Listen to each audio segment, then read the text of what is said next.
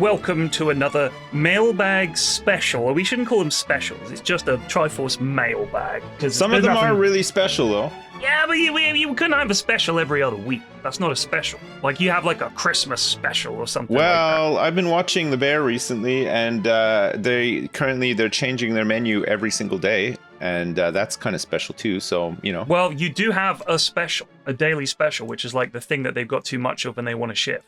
No, these guys are just changing the menu every single day and using top ingredients, and it's becoming an issue for them. You know? Oh man, what series are you on? 3. Oh, I haven't started 3 yet, so I'll sorry, spoilers. That's all right. Restaurant things happen in the Bear. Oh god, yes. I didn't know there was going to be cooking this season. That's crazy. They were going to segue into him becoming a commercial airline pilot, which is also quite a stressful job sometimes. I think that's true. Yeah. So before we get into the emails, I obviously you guys know I'm a big baseball fan. I have prepared a list of baseball slang. Okay. And I'd love to hear if you guys know what these things are, or if you can guess. Yeah. Okay. Let's start with a nice easy one. This first one is a can of corn. A can of corn. I'm familiar with baseball, but I can't say that I have ever heard of a can of corn in relation to baseball. Is that when you hit the ball with the handle of the bat or something? I don't know. Like, no, it's the wrong end. Can of corn is when it's a big high fly ball and you can just hold your glove there and it just falls lazily into your glove. It's like an easy catch, a high fly ball that's an easy catch. A can of corn is easy to catch, is it? Yeah. Okay. I would refer to that as a pop fly, but there you go. Well, a pop fly is another one, but the can of corn is specifically and that is a can of corn. Like, they use this, they don't just say that's a pop fly every time. Because it's an old game. It's been broadcast for 100 years or whatever. That is a blooper. Right, a blooper single out to left field. That's the kind of thing you hear. So here's the next one, chin music. Chin music. Yeah. Is that something to do with the bat catcher? The catcher? Yeah. The bat catcher. What's the guy who catches the bats to stop them getting into the stadium? No, it's not the catcher. So is it go on? Is it getting hit in the face? Close. A pitch that whizzes by the chin of the batter such that they can hear it sing. So it's like an intimidating pitch. You give them a bit of the old chin music. Right. Chin whistler. Chin whistler. What is a frozen rope? Frozen rope. Yeah. Okay, I think that might be. Is that to do with? No. Okay, no. Is it something to do with like the in between bases being very covered? Is it if the bases are stacked or something? No, a frozen rope is when the ball is hit so powerfully and so well that it's like a straight line, like a laser beam, like a frozen rope. There's no dip to it at all. It's just like a power shot. It's just like straight out. Okay. Well, I thought it was maybe because there was something to do with like ropes being I get used it. It's between a good the bases to measure out stuff. I don't know. What about the golden sombrero? I think you have to pay extra for that. Normally. I'm here for the golden sombrero, if you know what I mean. Like, any guess, Sips? Oh, I don't know. I have no clue. It's the fictitious trophy awarded to a batter who strikes out 4 times in a game. They get the golden sombrero. It's like instead of a hat trick is 3. Yeah. The golden sombrero is 4. All right, this should be gettable. A worm burner. A worm burner. Yeah. That's one. That's a ball that rolls along the ground. Right, like a daisy cutter. It's a worm burner. That's when you hit the ball and it just goes straight along the ground. Yeah. All right, big as a grapefruit. Big as a grapefruit. Big as a grapefruit. As an easy to hit pitch. So you're very close. It's not an easy to hit pitch. It's a pitch that, let's say the hitter is doing well. He just sees the pitch well. He's guessed where it's going to go, and Mickey Mantle said it was like I just saw the ball as big as a grapefruit. Like he's just seen it really well. For it. And the opposite is swinging at aspirins, because obviously they're very little. Is when you're in a slump. Swinging at aspirins. Or if you pitch throwing seeds, it's like you're throwing pitches so fast and so hard to see it's like the batter can barely try to hit a mosquito. All right, these are the last 4, I promise. Okay, these are all ones I've never heard. Well, yeah, I went for the deep cuts. All right, the hidden ball trick. Do you know what the hidden ball trick is? No. That's when it's when they do that fake out pitch and then they swing and then they go for the real one after. So that's behind a the pick. back. No. So they can't do that. That's a ball. The hidden ball trick is when sometimes they throw to first to try to get the runner at first if he's off the bag. And then the first baseman pretends to throw it back to the pitcher, but actually holds the ball. And if the guy on base stands up to dust himself off, you tag him and he's out. That's the hidden ball trick. Oh, I see. So he saw the motion, but he didn't see the ball. Yeah, he didn't see the ball because it's sometimes people aren't paying attention. That's lame. I don't think that should be in awesome. the game. It is awesome, believe me. It's lame. All right, the dead ball era. The dead ball era. Yeah. The dead ball era. Yeah, it sounds like a historic event, but the dead ball era. I have no idea. I'm coming up to my dead ball era right now.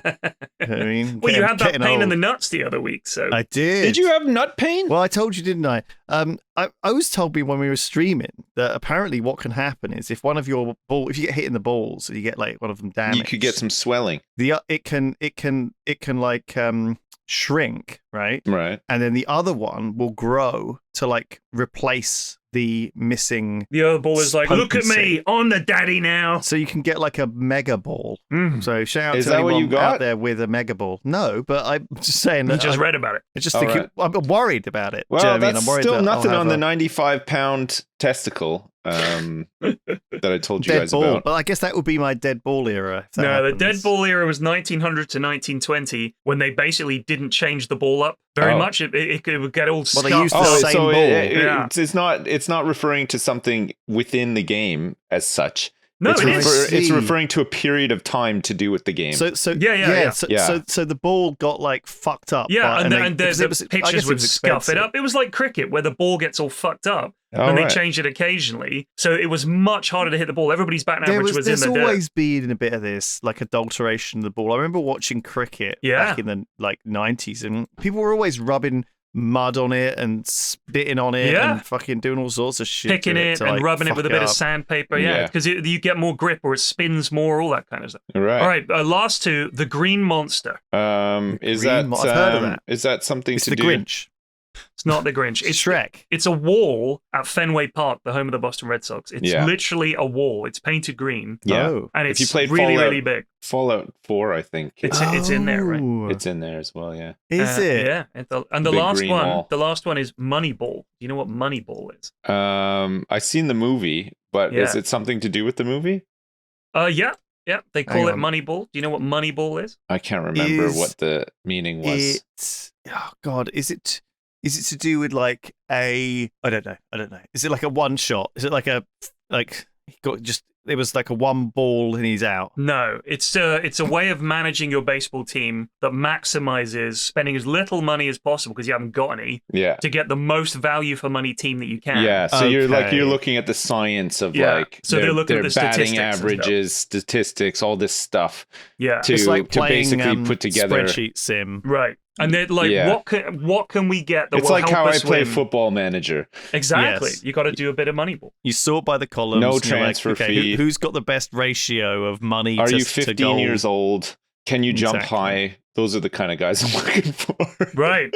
How high can I you want jump? jumpers. 15-year-old jumpers. Yes. Yeah. All right, let's sure. get to some mails. I just thought that would, start things I up. like that. Well, this is called We Got 'Em. Brackets Sips. Hey, Pyrian, long-time listener from Georgia. After 8 years, I decided to get back and start the podcast over. When I re-listened to episode 14 entitled Oh DeVito, and I caught a Sips quote that aged like fine milk. At 1/1934, very specific, right. the topic of The Apprentice came up.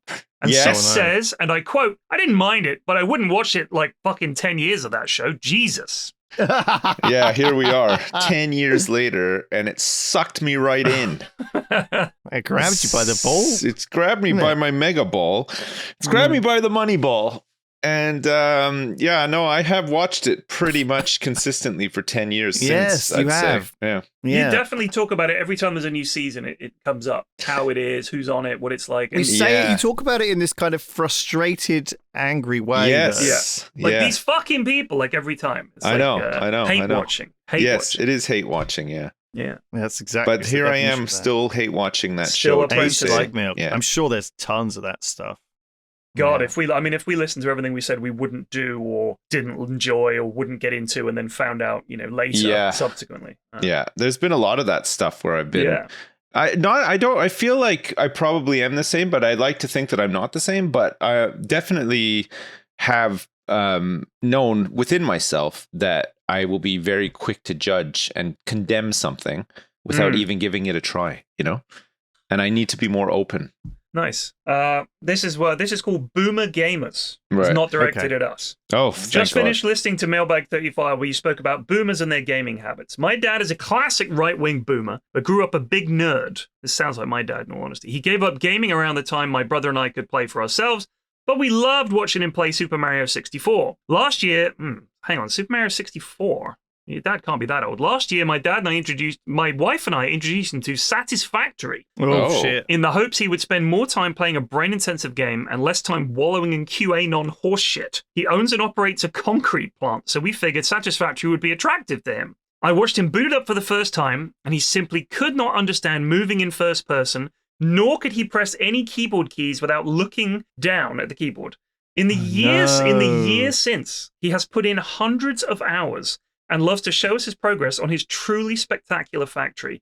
This guy has gotten much further in the game than I ever did, having built a particle accelerator, several nuclear reactors, etc. I'm truly impressed at his ability to improve so much control in the game and the boggling constructions he's made. My mum still huffs whenever he's playing that silly game, but I like to think we're saving his old brain. Yeah, no, yes. I think that's good. Oh, totally. And it's so better to spend your time doing that than reading. It's such a well-named game internet. Jesus. Because it is immensely satisfying to. It's like I always say these factory games. I'm playing Factorio with Duncan and Foundry as well, the new Paradox one. Yeah, they're just like kind of chore sim, right? Like you get your list of jobs and you're like, okay, I need to hook this thing up and do this and then do this, and it's never ending, right? That to-do list of chores, but it is immensely satisfying to tick things off. There was this book I read a while ago called I can't remember. It's called like the Checklist Manifesto or some shit, right. And the idea was that you get a little hit of dopamine from ticking something off.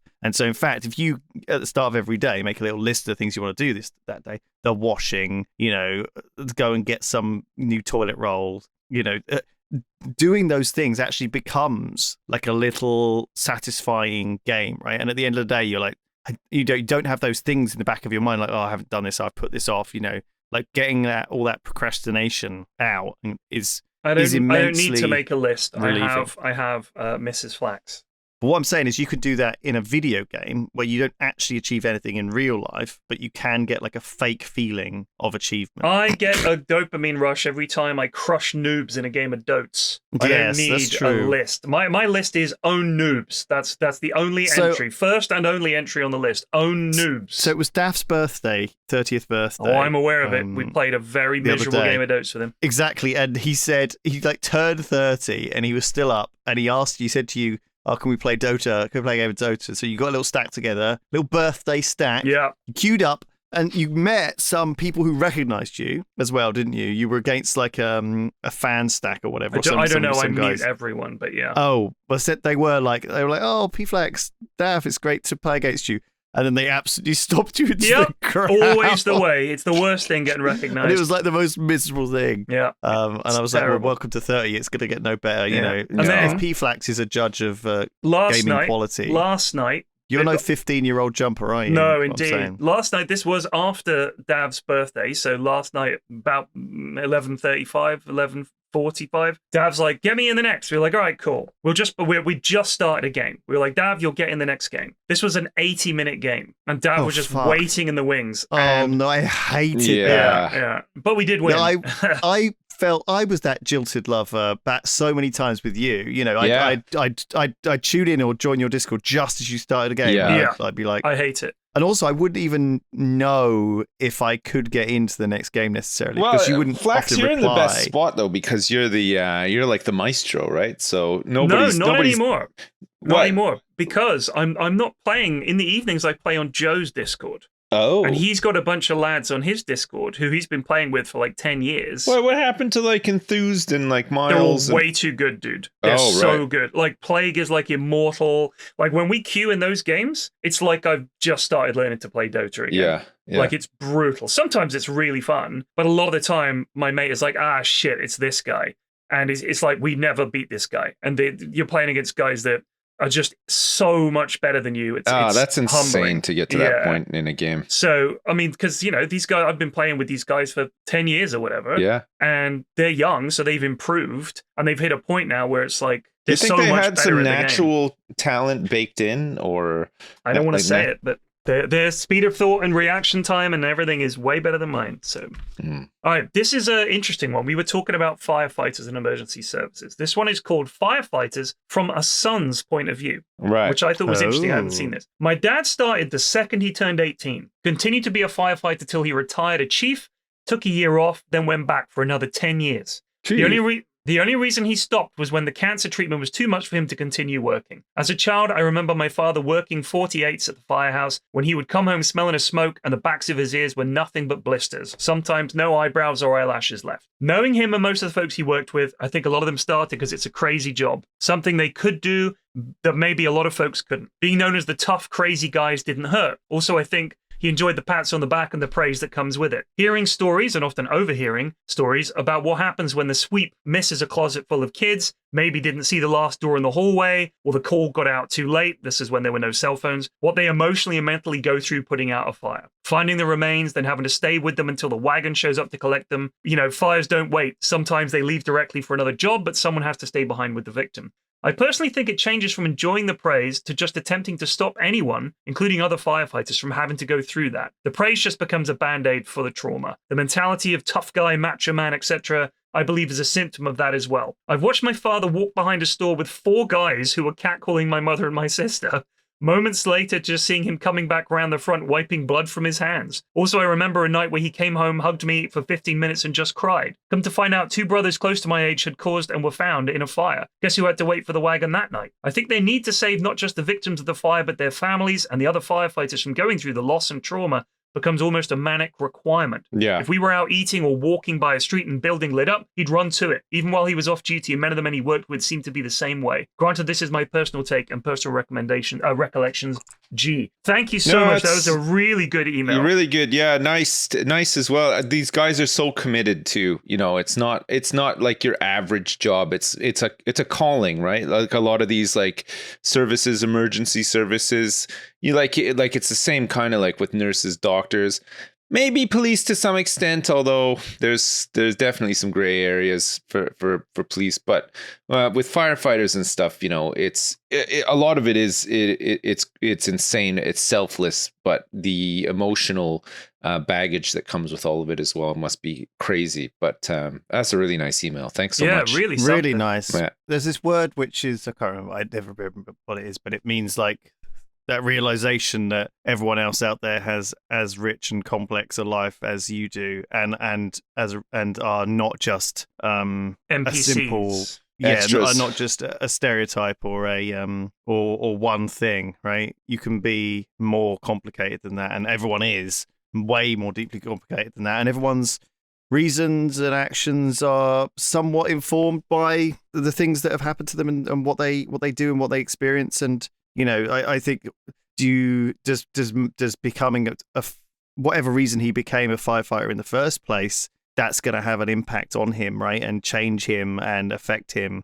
And it might be that it's like they said in the email, like it's sticky and they feel like they are doing the duty so other people don't have to, or they feel like they feel like it's a calling at that point. They're like, damn, I feel like I'm doing good in this job. It's like the ikigai, right? Like that's something that's thrown around a lot about the Japanese secret to a happy life, where you have to find something that is, what you love, what the world needs, what you can be paid for, and what you are good at, right? Yeah. All of those things combine to be this reason for living.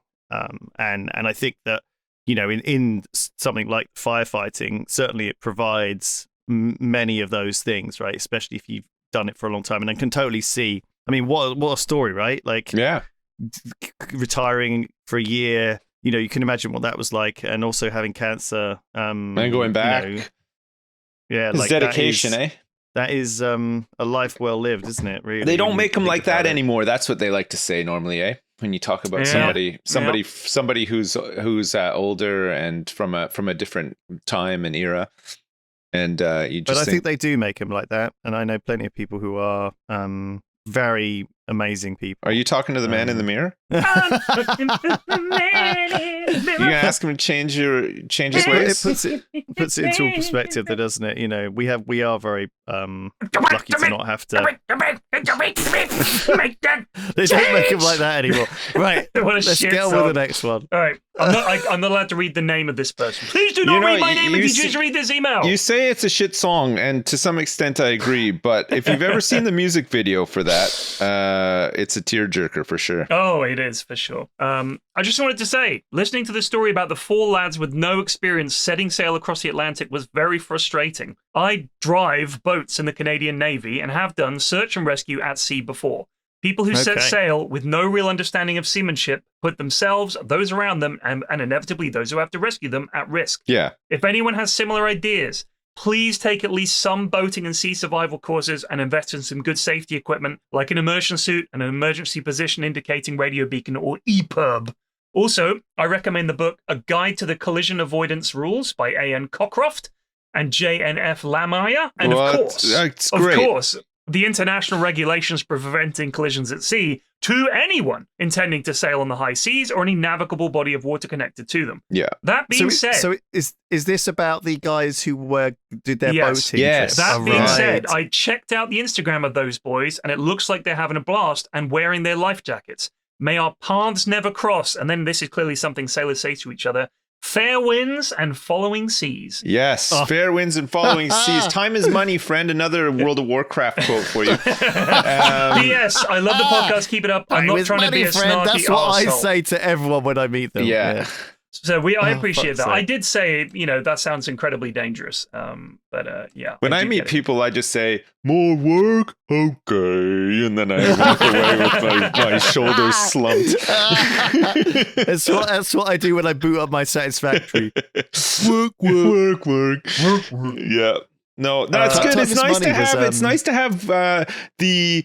Let's fucking go on an adventure side, but it's also good to have the let's follow some logic and see some reason side as well, right? Just to sort of balance it out, in case anybody is thinking of just dropping everything and going on an ocean adventure. Be safe. Don't just do something that you're not familiar with, because you can die out there. And the email's right. You're not only risking your own life, but you're potentially risking other people's lives as well. Indeed. It's very common. Yeah. Speaking of taking risks, back in the day, there was an advert that went viral in New Zealand, and it made me wonder if you have a similar conundrum over there, I guess up there.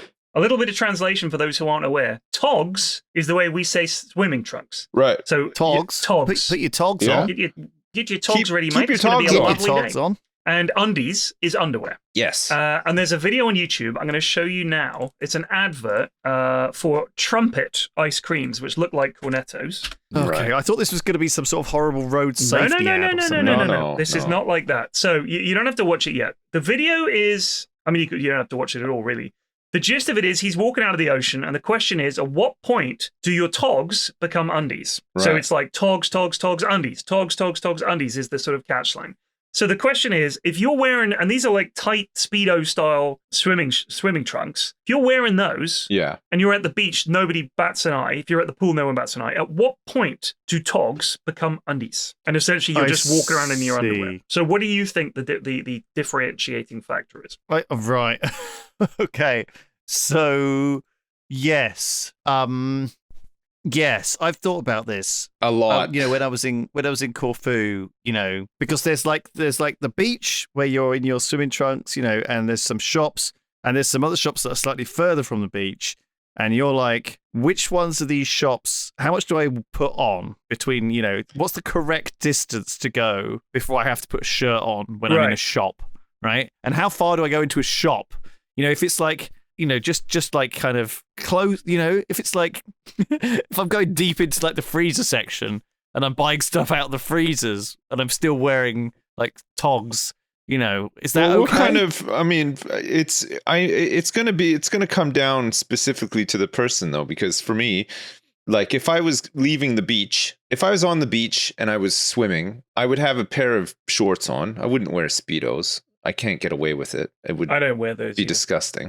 Well, it'd be weird with the I mega would feel ball. odd wearing them, and other people would be offended to see me wearing them. So I wear big, down to the knee dad bathing suit shorts, same, which is fine. And then if I was to leave the beach to go to the store to get some ice creams for my family or whatever, I'd put a t-shirt on. I would as well. I might have some flip-flops with no socks or whatever. I think that's fine. But I would have long shorts and a t-shirt on to go to as soon as I'm off leave the beach. Yeah, as soon as I'm off the beach. Yeah. I suppose that for most people, I would say, if you're in a setting where most of the other people around you are not also at the beach or just popping up from the beach to get something, I think you've crossed the line.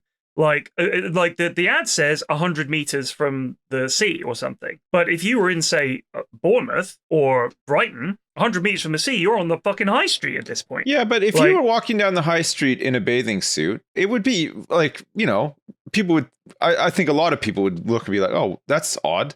But that's it. It's not like, I think if you're making a really big deal about that, it's still just somebody choosing to wear something. I mean, not everything is. It is a bit odd, but it's a lot of this is social conditioning for us as well. We whether we like it or not, in our minds, organize things in certain ways, and for a lot of us, it's if you're wearing a bathing suit, you need to be somewhere where it's appropriate. For you to wear a bathing suit. Like these are just things that you pick up from being a kid into being an adult or whatever, and they just become norms for you. But for me, like I try to be like a bit more open-minded because fashions change, the things that people want to wear change, the weather changes, whatever.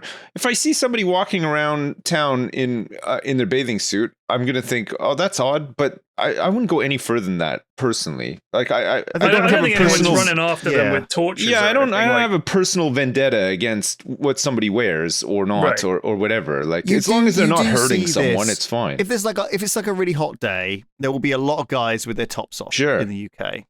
You'll be walking through if it's and I'm talking like over 24. Yeah. Do you know what I mean? Like it doesn't have to be that hot for the guys to start taking their tops off. And then you will see, like, I guess if there's like a festival or parade or something, there might be people like wearing some skimpier clothing. Do you know what I mean? But that'll kind of be within that group. If you're easily offended by this kind of stuff, or it really bothers you, there's plenty of places that have a dress code that you could go to and feel perfectly comfortable. A lot of places, no shirt, no shoes, no service. That's quite a common thing in beach places in the States. You see that a lot. But, yeah. But I mean, but aside from that, I don't think it's like breaking a law or anything. Too prudish. No. I think you're right, Sips. Like I think it's your own mind. It's like maybe I should put a shirt on when I'm in here. Do what you feel comfortable with, like for you. But I mean, you can't control what other people are doing. So I do have a question. If we're going to go with do what feels comfortable to you,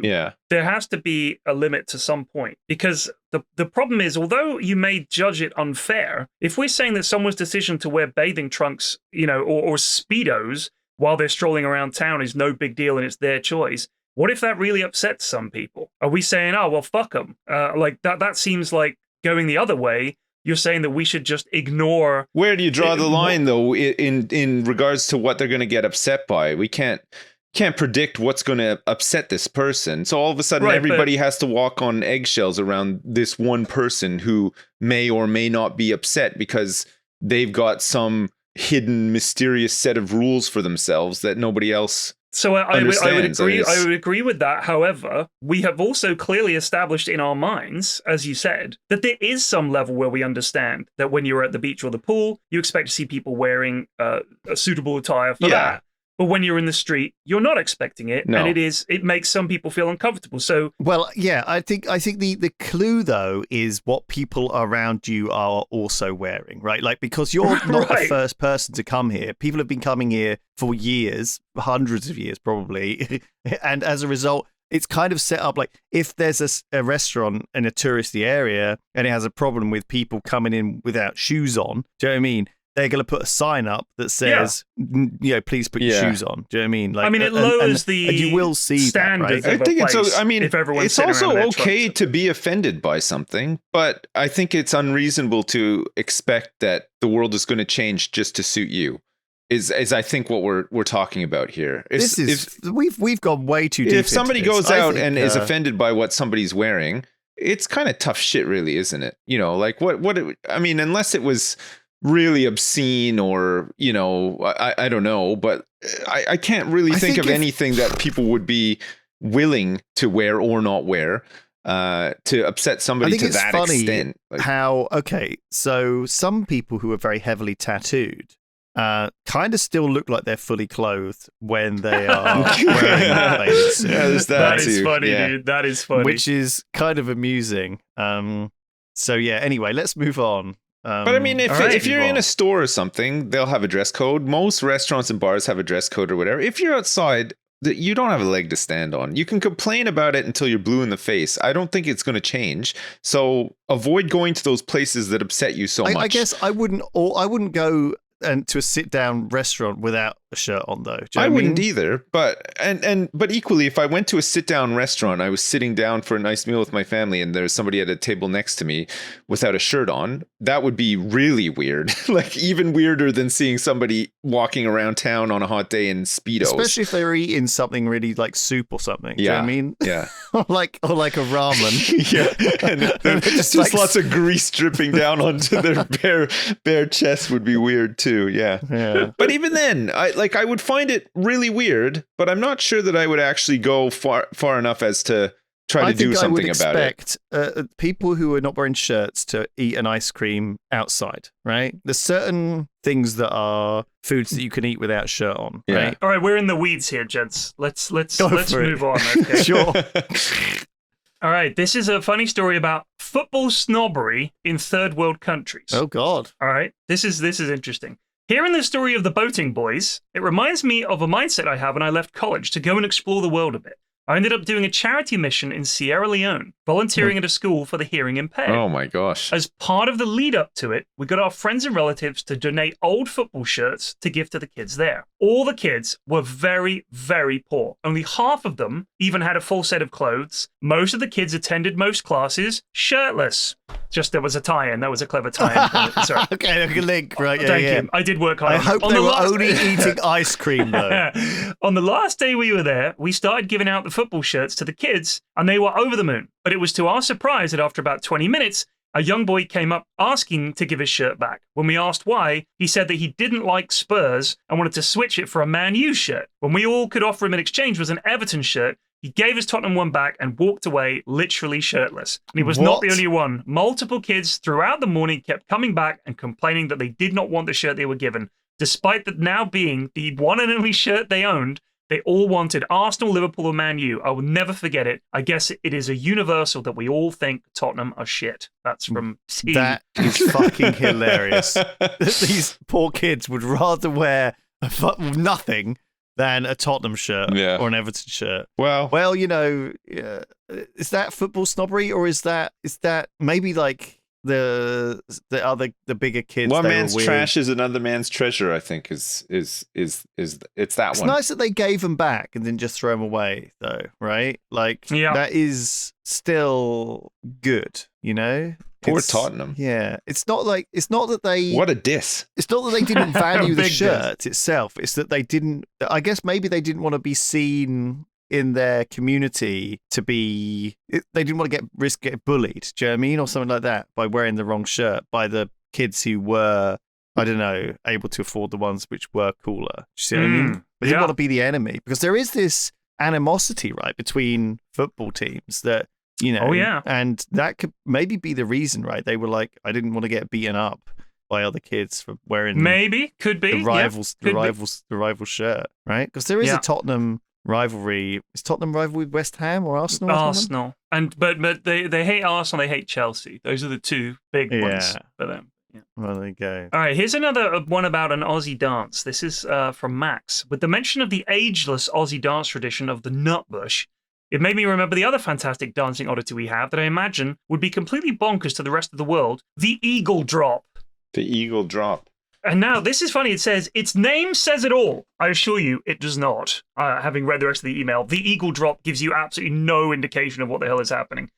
If you're at an Australian party, be it a simple gathering, wedding, at the pub, or any number of other events, and daddy calls Eagle Rock comes on. Oh. Okay. There is a round of excited shouting and cheering.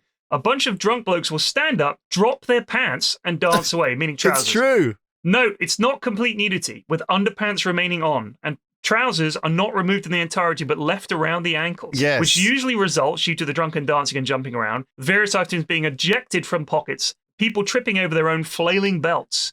Once the song is complete, everyone calmly raises their trousers, picks up their drink, and gets back to business at hand. Although I have witnessed on one occasion a friend drop his pants at the start of the song, get into a deep conversation with another person, and forget to pull his pants back up until about 4 songs or so had passed. No, right. It's pretty universally known where I live, but I have noticed it being a foreign concept to other Australians. Don't ask me how or why. I don't know how. I don't think anyone really knows. It's just something that caught on, and I love it. I think that sounds fantastic. Have you got a link, Lulu? Yeah, he put just it in, pasted link. Discord. All right, It's let's some have a look sort at of wedding, and they've got the song on, and literally everyone in this circle has dropped their trousers. Now, of course, they all, I think, were aware that this might have happened because they're all wearing, like, this guy's got one pair of pants that says Property of Misty on the back. Do you know what I mean? Yeah, they knew this was coming. And, like, it's kind of, they're themed, you know. They've all got, like, pants with each other's faces and hearts on. Yeah, do you know what I mean? It's clearly a tradition. Yeah, they knew this wasn't completely unexpected. No. Yeah. But it does look bad. It's very embarrassing. Very funny. It's a great one, honestly.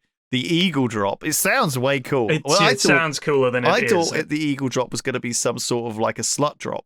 Do you know what I Where your mean? cock has to touch the ground or something. My mind your went mega a ball. completely different direction, and I thought that it involved dead birds. Oh, Just thank dropping God it birds. doesn't. Here you go. Happy birthday. Bam. It's a dead eagle. Slap. Yeah. All right, this is from Quinn. My name is Quinn. I'm a 22-year-old man from Canada. We get a lot of emails from the Canucks. Yeah. It's the Canadian connection with Sips has really opened some demographics. It to really us. has, yeah. Yeah, I have a tiny apartment. He almost said tiny penis. Maybe we could have gone with I have a tiny apartment, but we didn't. With Penis. a tiny room and an even tinier closet. Quinn, you didn't drop in the magic words. Never I got mind. a tiny panini maker. Recently, I noticed that more than half of my wardrobe, half of my wardrobe doesn't fit in my closet due to the amount of shit I own. From merch to designer clothes to cheap secondhand things, I could probably fill my closet with the clothes I have, nothing more than sentiment of value to, and have no more room for the clothes I would normally wear day to day. Wow. I wanted to ask, as two dads with kids who grow out of clothes faster than you can make dinner, and Lewis, who went through, and this is apparently your phases, normal-ish, hippie, and old Tinder ladies man phases, how and what do you do with items of clothing when you've simply changed styles or outgrown certain items? So in other words, got all these old clothes, what do I do with it? Salvation Army, baby. Just donate them to charity. The charity place always looking for clothes. Yep, that's one thing. There's a big fucking... It's like a recycling bin with a sort of a door on it, a sort of little trap door. You shove cloths in there in plastic bags, and then they just take them. They give them to people who need clothes. Yeah. So people always need clothes. Recycling. There's lots of different ways to do it. I think if it's nice, charity shops will take it and will sell it. And some of my friends do actually get a lot of their stuff from. Thing is, there's this kind of weird system, right, where you can, like, some of the most expensive places in Bristol, the clothes shops are these sort of vintage resellers, right? Yeah. And, big in London too. You go to a nice part of London and you can pick up some amazing clothes. And they actually do these shops. big kind of conventions at warehouses or like at convention spaces, even like, the NEC or some huge place where they have all of this vintage clothing, and you go in with bin bags and you buy it by weight, right? So you can, a lot of these vintage clothing shops you will go to these places, be like first there. It's kind of crazy. It's like you used to see Black Friday style people grabbing stuff and just paying weight for it and then selling it on, and it's trendy. A lot of this stuff still has value. Like, I don't think fashion is as fixed as we think it is, right? I think people have their own style, and sometimes you wouldn't know, like, unless you were a real fashionista, like whether someone was wearing something that was a £200 designer shirt or something they got from a charity shop for a tenner, right? Yeah. So I think, if a you like design it, classic nice. is a design classic. If you find the right bag, the right top, the right skirt, the right jacket, it doesn't matter if it's 40 years old or 4 weeks old. A classic is a classic. And although styles and trends come and go, some things are timeless, and you can find them in charity shops. Genuinely, I totally get some this. really good things. I've got some great shirts. So in much charity crap shop. that I don't. My sort of rule though is like if I haven't worn it for a year, I'll get rid of it. Nice. And I think if I haven't worn it a year, I just think, oh, my old so-and-so t-shirt, and I wear it. We're usually if I I haven't don't worn have it for a room. year, there's usually a reason I haven't. Yeah, because I worn it, couldn't right? find it. It's under my heap. We're It's under the heapo clothes. we're usually just prompted not- and annoyed by stuff not being in wardrobes. So like if we see that there's like a lot of clothes piling up on a chair somewhere or at the end of the bed or something like that, that'll usually prompt us into saying, okay, it's time to we get a have couple of bin sort out. bags and we have a sort out. Exactly. get the old stuff to charity and then make room for the new stuff and have a sort out. I was in my. I've moved through eras. The Deadpool era. He's doing the eras tour. He's doing the eras tour. He's got his own eras tour. I mean, I don't know where I am at any stage. I don't know what I'm doing. I just try and What stage are you in now? I want to be quirky. I want to be a little bit quirky and different to what other people dress like. Right. I'm currently wearing a hoodie and a pair of Vans and a pair of jeans. Yeah, I'm wearing the exact same shit I wear every fucking day. So you haven't really changed much at all, though. That's like what you were wearing last time I saw you, which was like 5 years ago or something. I think it might even be the same fucking shit, dude. Like, I don't buy many clothes, and I always think maybe I should, but no one really fucking notices what anyone else is wearing. No, the thing is, like, I think when you're younger and you're around young people and that stuff matters, sure, but nobody I know cares about clothes now, including myself at my age, at least. And my youngest gives so much of a shit about clothes. Yeah, I was the same when I was young. Like when I was like in my teens, into my 20s. Holy crap! Like it had to be certain things, certain brands. Like, oh my god, like it was a big deal. But I just don't give a shit at all. Okay, I think it's to do with, because I felt a bit of this when I was in my dating era, like last year or whatever, when I was dating, and I noticed I was taking more care in my appearance. I was thinking more about the way I was looking and how well groomed I was, because there was sort of an incentive to do so, right? I'm not saying that, dads or married husbands don't make an effort still, but there definitely like isn't as much of a unconscious drive, right? If you are trying to fit in and that's your goal, is to fit in with a peer group of the cool girls at school, or a group that, if I'm going to football matches with people, I'm going to get a fucking football shirt. Do you know what I mean? Like, I think it's almost unconscious, right? It's almost like, oh, I have to do that in order to be in that group. Yeah, like there is an element of that. But yes, I think just do whatever you want. Fuck it, I don't care. I'm not your dad. Yeah, he doesn't give a shit. He's not. That's your all dad. I got to say. He is not your dad. Do what you want. This is a question from George. Okay, wants some advice. Recently been approached by a brand I really like. Quite happy in my current job, which pays well compared to the market rate. Been here for 5 years. Not actively looking for a new role, but really drawn to this company. Would love to work for them. Would be a good opportunity, and all the rest of it. They've matched my current salary after some negotiation, which is a positive, and wants to be taken more serious. I'm going to sum this up. Wants to be taken a little more seriously. This is a second job in the field. Would love to step up the ladder and thinks this would be a good idea. Do we support this idea? So it would mean higher 100%. Higher expectations and more demanding and all the rest of it. You think this is a good opportunity you should take? Well, he sounds, from his email, he sounds really excited. I think people too often stay in the same place because that's safe, right, and comfortable. If you hate it and it turns out that they're actually all creeps and weirdos, go get another fucking job. It sounds like there's no problem with you in this career, or even go back to the old place. They're probably happy to have you back. Do you know what I mean? Like, if they're all your friends and everyone's all grown up about it, no one's going to hold grudges on that. Like, you need to do what's best for you. And if you think a new challenge and a new... it does sound like from all of this that they're just scared to make a change, right? Because everyone is. Everyone's scared to change. Go on.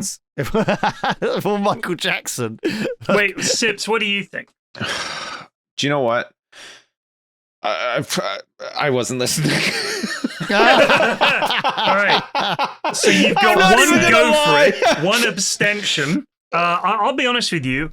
having to negotiate to get the same salary you're earning now for a higher expectation job with presumably more responsibility, to me is actually like a demotion. And I think that you should think very, very carefully about taking this job. A lot of the time you think working for these big glamorous companies is going to somehow be better than working for a smaller company. Yeah. I could not disagree more. A lot of the time, these big companies have ornate. I'm not saying that this is the case, and it might be just a slightly bigger company. I don't know.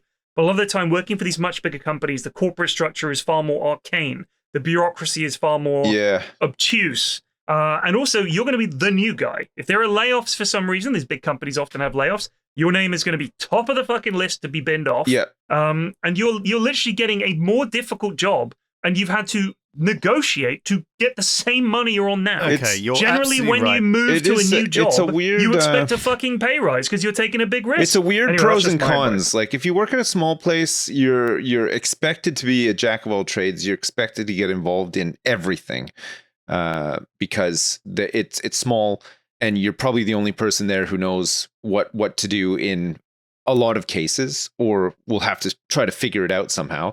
And for some people, that's really fun and exciting. People like that. They like the variety. They like the challenge or whatever. Working at a big place, you'll have like a much more sort of like a specific role. Not much more will be expected from you. And even what's expected from you at the specific role will be not much. So you can doss around a lot more. It's safer. You're right. The salary is safer. Will be paid on time. You'll have some form of benefits package probably. You'll have a whole bunch of other people who are just occupying space, warming seats, waiting to retire, whatever. Big companies tend to work like that. In my experience, big companies, there's about 3 or 4 people who really know what they're doing and do it well, and they have their own little power silos built around that. And then everybody else is just there for the ride, if that's what you want. Some people do want that. They want the safety or whatever. I mean, it's entirely down to you. But you're the one who has to turn up every day, and you're the one who knows how you want to spend every day. Do you want your days to go really quick and be kind of exciting and stuff? Then stay at the small company. If you want your days to be really slow and not involve that much work, I would say go to the big company. I heard this story ages ago, and it's been going around for ages in various iterations. But it's basically I always think of it because it's kind of a powerful story. This is the original version I found online. It's a bit weird, but it was originally from Heinrich Böll, who was a German writer who was a pacifist. Anyway. He says, okay, so an American investment banker was at the pier of a small coastal Mexican village when a small boat docks. Inside the boat is a fisherman who's caught several large fish. The American complimented the fisherman on the fish and asked how long it took to catch them. The fisherman said, only a little while. And the American says, well, why don't you stay out longer and catch more fish? The Mexican said he had enough to provide for his family's needs, and he could even, if he wanted to go out again, he could give some away to others in the village. And the American said, well, what do you do with the rest of your time? These are amazing fish. You could make a business out of this. The Mexican fisherman says, well, I sleep late, I play with my children, I take siestas with my wife, I stroll into the village where I sip wine, and I play guitar with my amigos. I have a full and busy life. The American scoffs. I'm an experienced businessman. I could help you. If you spend a little more time fishing, with the proceeds, you could buy a bigger boat. With the proceeds from that, you could have a whole fleet of fishing boats, and soon you could have your own, setup, your own enterprise. You could even like move to a bigger city to run this expanding, setup. The Mexican fisherman says, well, how long will that all take? And the American replies, well, I'm sure you could have it done in 15 to 20 years or so. But what do I do then? Asked the Mexican. The American laughs and said, well, that's the best part. When the time is right, you can sell your company and become very rich. You would make millions. Millions? Wow, then what? Says the Mexican. The American says, well, then you could retire. You could move to a small coastal village where you could sleep late, play with your kids, take siestas with your wife, and stroll to the village where you could sip wine, and play guitar with your amigos. I already do that, said the Mexican fisherman. So it's kind of this idea that try to do more with less. Do you know what this sounds like? What? The fucking shit that I see shared on Facebook. The brave little toaster. This is the brave little tugboat.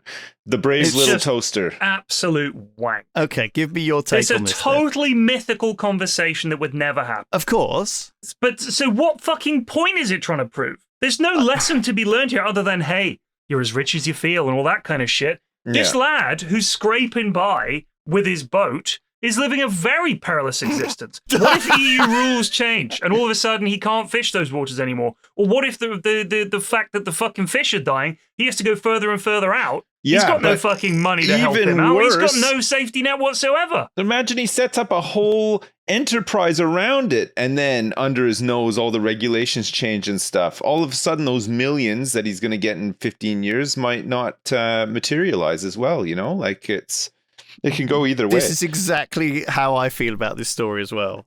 It obviously is a kind of boomer shit. It's bootstrap right? shit. The idea is, you can make that money, but why work? It's like this. There's so much dog shit compressed into one fucking story. Because it makes me cross. Some people do forget that you've hidden it very well. There is a life Good. to live, right? Like behind work and outside. Some people are obsessive about their job and their career. Yeah, those people are crazy. Well, some people think work is life. Like a lot of people do. Those people wouldn't have a fun life anyway. Like, if you met people who are obsessive workaholic, I'm an entrepreneur, have you actually met them? The reason that they throw themselves into work is because nobody wants to fucking hang around with those people. They're insufferable. They are insufferable. And they could have a friend group, they could have a family. It's never enough. These people are psychotically obsessed with making money. So them suddenly having this awake, oh my God, it wasn't worth it. I've wasted my life. I must tell everyone the parable of the Spanish fisherman. No, you were just a cunt. Most people get by fine doing a job and still seeing their family and enjoying life. Throwing yourself into your work and making out like this is a lesson I've learned. Everybody else has figured this out, you bellend. Everybody else has fucking figured this out. And it's taken you a lifetime of regret now to suddenly realize, I've wasted my life. Fuck off. You're not teaching us anything. We all already knew it. No, but him making that big mistake has taught us not to follow his footsteps. I never would. Well, then lesson learned. You know what this reminds me of? I had an email the other day. I'm not going to name the company, okay? But I had this guy email me. Let me read you the fucking email that he sent me. Hey, I couldn't help but notice I haven't heard back from you. Did I say something off in my last emails? If so, I'd love the chance to clear things up. How about we jump on a call? It's a lot easier to chat about this opportunity live. And this I was like, making me rage already. So I looked. I have never heard from this person before in my life. And this is a company. This is a company that they have. They have a link to let me schedule a call. This is the most despicable form of sales where you are trying to trick people into being your customer. I get this shit all the time. These guys I get like are these fucking super sweat entrepreneur types who are like, the grind set, Sigma male. I'm posted on LinkedIn about my businesses and my entrepreneur. This is all they fucking have. We're doing 100K in concurrent sales through web apps today. They're obsessed. They're obsessed. Do you have a thing? We took this web app company from 1K to 100K in over 300 CPM. It's like, what the fuck are you? You know what, Lewis? These businesses are so successful that they have to resort to these kind of tactics and just cold spamming mailing lists. If you're I'm not getting emails from Coca-Cola saying, hey, don't forget to go buy a Coke today. Like, if your company's successful and you're this big shot billionaire entrepreneur, why are you fucking spamming me these skeezy trick emails, mate? Like, if you've already given away the fact that your company is dog shit and you're doing whatever it takes to try and make one sale, get to fuck. Yeah, but they got to take the chance. They might not rope you in, but there's plenty of people out there that they'll rope in. And do you know what that sounds like? Scammers. Yeah, Same fucking deal. Well, modern scammers. It works though, man. I'm in the paper, like, you read about it every day that businesses have been scammed. People have been scammed out of their life savings. Yeah, and exactly. Stuff. But we don't like scammers, do we? We hate of course scammers. we don't, but So people these still fall for them. But these people pulling the same ploy are very little better than scammers. It's the evolution of scamming, right? It's the next generation of scamming. Are these white hat you scammers? services. Are there black hat and white hat scammers? Well, I think Is it's that what this people is? offering services to companies or businesses, or these people who they really think that they can somehow, I think, just leech off of, do something that's the bare minimum, you know. Oh, we know how to optimize your whatever. Do you know what I mean? We're consulting, you know, all this nonsense. Yeah, it's just made up dog shit. It is. Don't get scammed. And if you're planning on doing ocean voyaging, please be careful. No, the friend you wrote about changing your job, yeah, like good luck. But be careful. You know, I think you have to. You gotta weigh it up. You gotta weigh it up. Right? It's essentially, you can ask for all the advice you want. You'll know in your heart which decision you'll be happy with. Do what you want to do. Think about the risk. That's it. Yeah, That's you're getting paid the risk. same for each one. So figure out what it is you're willing to do, how you want to see each and every day, be, and make your decision off the back of that. And by all means, follow your passion, follow your drive. Like be ambitious, but don't take it too far. Like I think there is this thing of if you make yourself or drive yourself to be miserable and unhappy, you will be worse at your job and have this self-destructive vicious circle of I am hating this and therefore being worse at it and therefore hating it. And you have to really identify those aspects in your life that are like, this is just negative for me. I need to not be doing this. One bit of advice I would give you, though, and it's a trap that a lot of people fall into, is that this mindset that you're making a decision and it's forever. It's not. If you want to try something different, try it. You know, if it's the same money, try it for a year. You know, give yourself a time limit and don't stay somewhere forever and be miserable. You know, try something out. And if it's, in the back of your mind, just say, I'm only here temporarily, and then if that temporary turns into like 6 years or whatever, fine. But like, you should be of the mindset that this job is temporary and I'm going to get something different or better. You know what I mean? And that way you're always keeping your resume up to date. You're always making sure that you've got new skills to add to it. And if you jump around a lot, you'll make more money. You will never make money staying at the same place. Like you just become part of the furniture so quickly anywhere you are. But this guy's taking a new job that's earning the same money.